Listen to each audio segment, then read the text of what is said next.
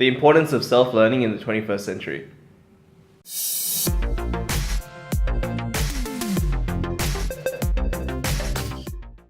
Hey guys, welcome to the first episode of Real Skills Me.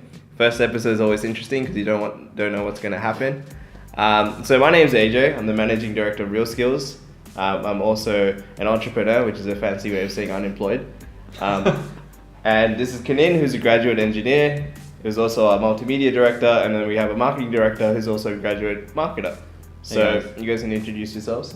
Yeah, so my name's Kanin, as Ajay said. So I just help out with his organization, Real Skills Education, just regarding our YouTube channel, Facebook, social media, and just overall, like you said, multimedia management. Hey guys, my name's Stefan. I'm the marketing director at RSC. Been looking over the social media aspects, and also we're looking to expand over a few universities, so I'll be looking after that as well. I also recently got a graduate job at Crescent InfoSoft as a marketing coordinator. Hey, congrats. Congrats. And Kanin too, graduate engineer at Aquamonics. Yeah, so forgot to mention that. Everyone's sort of leaving me behind, and I'm stuck. Sorry, CEO. So look, we've been running this for 2 years now.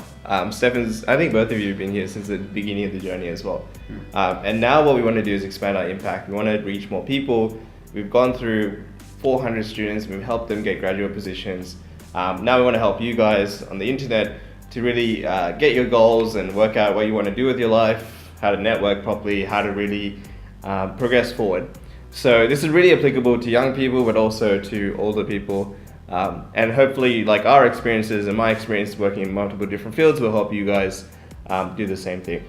So today's topic will be self-learning, which is, I think, is a really important aspect of university life, college life, and also just even if you're a bit older and working in the workforce, you should be sort of thinking about self-learning as well.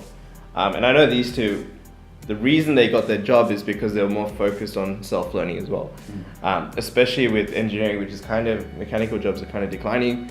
To compete in that area, you need to employ a bit of self-learning and do extra things, not just your university course. Yeah, you need to step up on everyone. Yeah. So yeah, do you want to explain your sort of experiences with self-learning? Yeah, okay, sure. So in regards to self-learning, I think I really started off with just my passion and interest in like video editing, as well as a bit of web dev. So I think those were the two main self-taught or self-learning aspects of myself. So I started off with even just buying a Udemy course, because AJ linked me and it's like, look, there's a web dev course on Udemy that teaches like HTML and CSS, JavaScript as well. And he briefly explained like, look, there's a multitude of jobs out there that need web dev. Just as an example, there's tons of skills out there. But yeah, that really caught my interest. That's like the first aspect of self-learning that I did.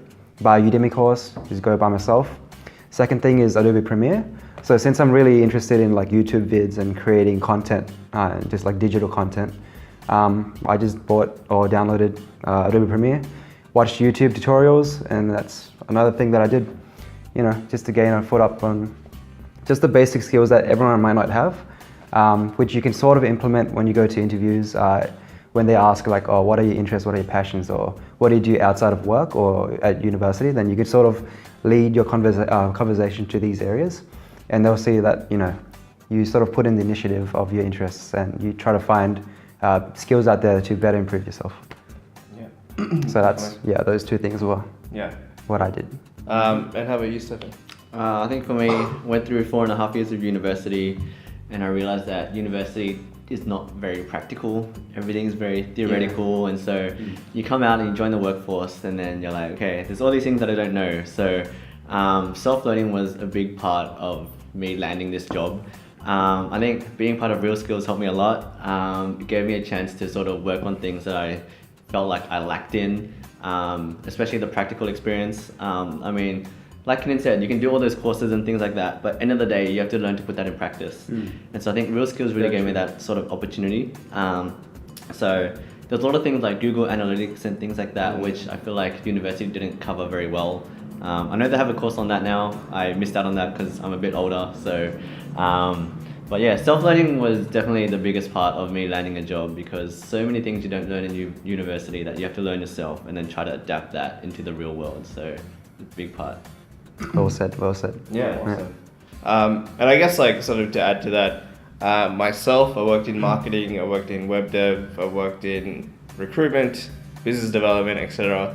But my background is with Kanin, I do mechanical engineering. So the fact that I can get all these jobs means that I literally had to self-learn all of those different skills. So web development is something I'm learning at the moment, working into back-end. Marketing is something I was self-taught as well. So all of these things are really important, especially if you want to try different things. Because in university, I think you go in, you start a mechanical engineering degree and you don't actually know what you want to do.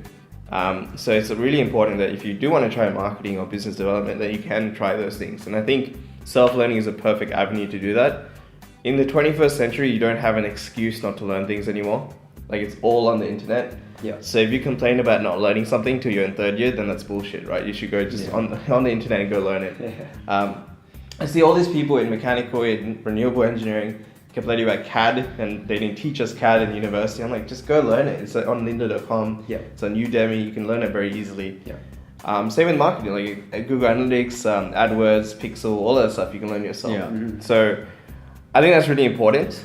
What I wanted to discuss today was how to actually start self-learning, how you can actually make sure that you will keep going. So I think there's a few ways of doing it.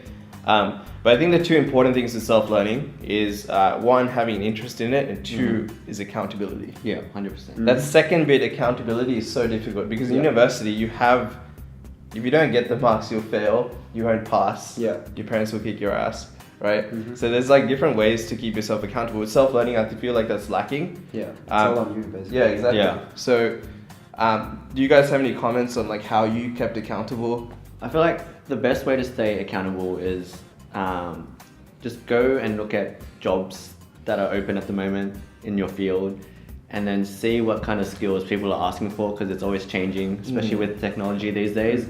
Because in university, everyone's just worried about the marks. So you're pretty much just aiming for a mark. That doesn't really keep you accountable, because at the end of the day, it doesn't translate into real world success. Yeah. So I think for me, just look at jobs and see what kind of skills people are looking for. Because if you don't do those, you're not going to get a job in the future. So that's what's going to keep you accountable, that you want a job in the future, you want to prepare yourself for the future. So I think that's the best way for me to keep accountable. And I think it should be the best way for everyone to keep accountable too. Yeah. That's actually a really good point, because with marketing, right, you can look at grad positions and look at what kind of skills. So for example, I keep messaging and saying like, hey man, I realize that a lot of jobs are looking for SQL, they're looking for WordPress, and just being aware of what's out there and what they're looking for means that you can upskill in that area. And like, I think if like right now, if you're in marketing or business development or engineering, it doesn't matter. Like if you go look through different job applications and graduate jobs and stuff, and just look at the skills they're looking for, now is the time to actually start learning that stuff, because there's no point waiting around. I think what I did wrong in year 12, actually, I went for my first engineering job, which was weird. So right after HSC, I went for my first engineering position, and then I went for an interview, and I was told that I didn't know C++, and so I couldn't do the job. Otherwise, they would have taken me. As an 18-year-old, they would have taken me on board. Wow. The only thing that was stopping me was that I didn't know C++, but I just didn't learn it. I should have just But went you learn back. from that experience, right? Yeah, so what I should have done is learn C++. I was doing nothing during that 3 months. I should have just learned C++ and went back and be like, I learned it in 3 months, hire me. And I'm sure that dedication would have translated. So that's what I recommend. If you get rejected from an interview because you don't have a skill, go learn that skill. It's as simple as that. Rejection is not failure. I think that's what everyone thinks it is. Rejection is just a chance for you to better yourself for the future. Yeah. Don't see it as a people be all always, end all. People always see failure as a negative term. Yeah. You should see it as a not. positive term. Failure is the mother of all success. Yeah, you guys have seen how many times I failed. Like, I failed a lot of times in lots of different areas. But he succeeds because of those failures. You learn. So I guess accountability, we can sort of put in a few different categories.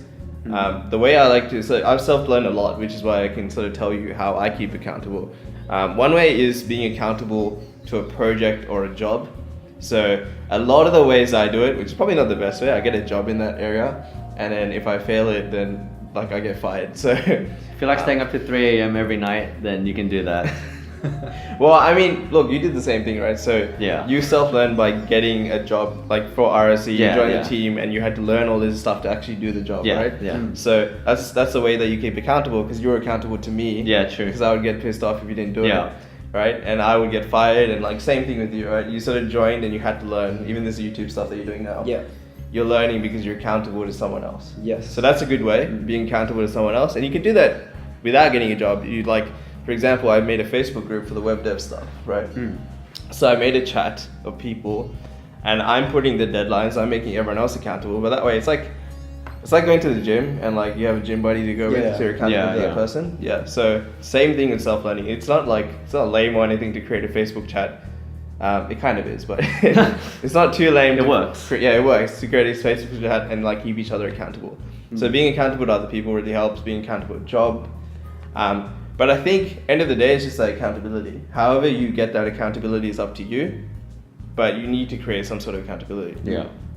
For example, Unisabi also gives free Linda courses. I don't know if you guys are aware of that. No. So you have free access to all the Linda courses if you're a Unisabi student. However, I still buy Udemy courses because I feel like if I pay the $15, it's not a lot of money. But if I pay, then I'm more Keeps you inclined to do accountable. it. You're more obliged to keep learning. Yeah. Exactly. So it's up to you how you build that accountability, but I feel like that's so important, self-learning. You're not going to do it otherwise, right? The ultimate goal is to be accountable to yourself. Yeah. To be so intrinsically motivated Yeah. that you know that you owe it to yourself to be the best that you can be. Yeah, but But it's hard to get to that point. that's so hard. That's not gonna happen. Yeah. I think I'm starting to get there a little bit, but I'm still accountable to different projects and stuff. Yeah, but Yeah. it's something. Yeah, It's yeah. a starting point. Yeah. Takes time, I guess. Yeah. And the thing is, you're always going to learn. It's not like you don't stop after university. You're still going to be, you're in a grad Yeah, position yeah, now. yeah. I'm sure the learning curves are going to shoot up. Yeah, It's it gonna- will, it will. So, yeah, and even you're going to start your position if you realize that mechanic has not prepared you for it. Yeah. Because you're going to learn about PCBs and water flow controls Exactly. and like all that stuff. It's Exactly. literally not even in your. Yeah, like even just like CAD is like a very small percentage of my job. Yeah, exactly. So. Really. I think it also helps Crap if you have ton of friends who are like successful or strive to be successful, because then yeah. their success keeps you accountable to. You're like, I should be doing that too. Yeah, Like, yeah. I need that, and then they also help you as well if Yeah. you're good enough friends. Yeah, that's what Yeah. I'm doing to you. Right? Yeah. So everyone find a friend like AJ. Well, it's good because we both do marketing, so we're like keeping each other Yeah, accountable in a exactly. sense. Yeah. Like if you More see like something, you keeping me accountable, but that's cool. No, but when you see marketing stuff, like you funnel it to me, Yeah. which is good as well. So it's always good to have a friend in the space, and I think that's also to do with networking, which we'll talk in a future episode. Yeah, and mentorship too. Yeah, cool. So that's it for self-learning. I do want a few action items for this. So for those of you watching, I really want you to map out what kind of skills you need to learn. So have a look at, if you want to become a graduate mechanical engineer, have a look at different job opportunities. Don't apply. Literally just write down all the skills that you need for all of them. So you should have a big database of skills, and then work out which ones are the most important, and then work out how you're going to learn it. Either you're going to do it in a course next semester, that's fine, or you realize that you have to self-learn it because it's not part of your course.